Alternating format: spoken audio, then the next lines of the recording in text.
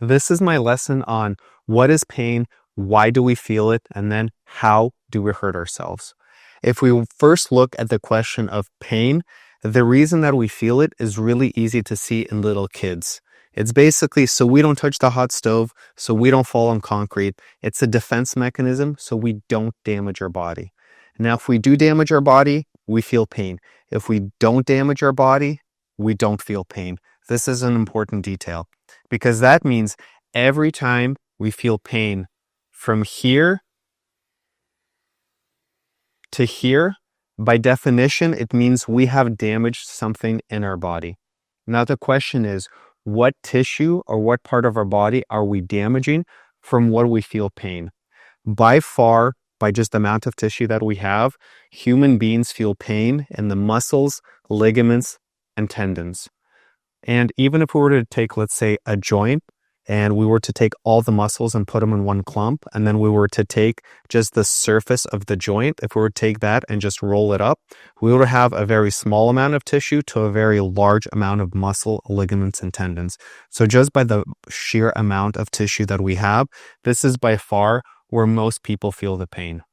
Now, the ways that we damage the muscles, ligaments, and tendons is generally we can do it in one moment, meaning somebody breaks their bone, they fall, car accident, they lift something heavy. It's pretty obvious what causes the pain in that moment.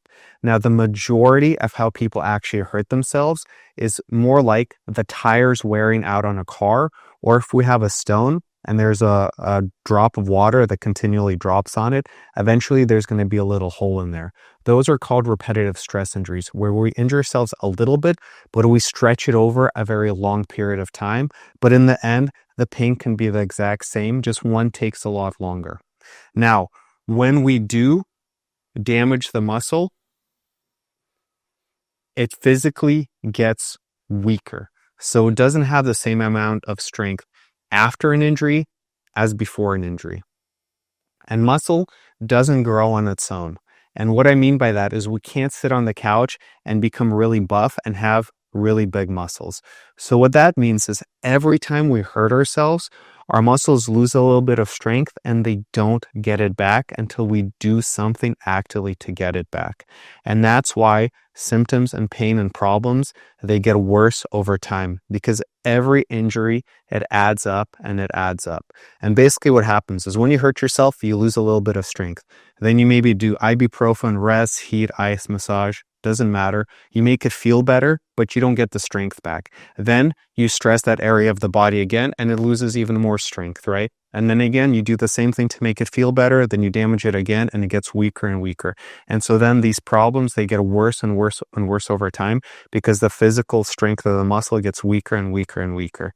And now the question stands is why does a basic task or basic activity cause so much pain if we only feel pain when we damage something?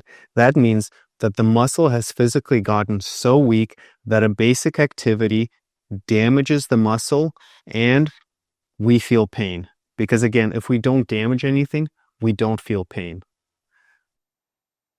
So the laws of physics apply to our body as they apply to anything else in this world. If we put too much physical stress on a material, then that material can handle, it will fail, break, bend, tear.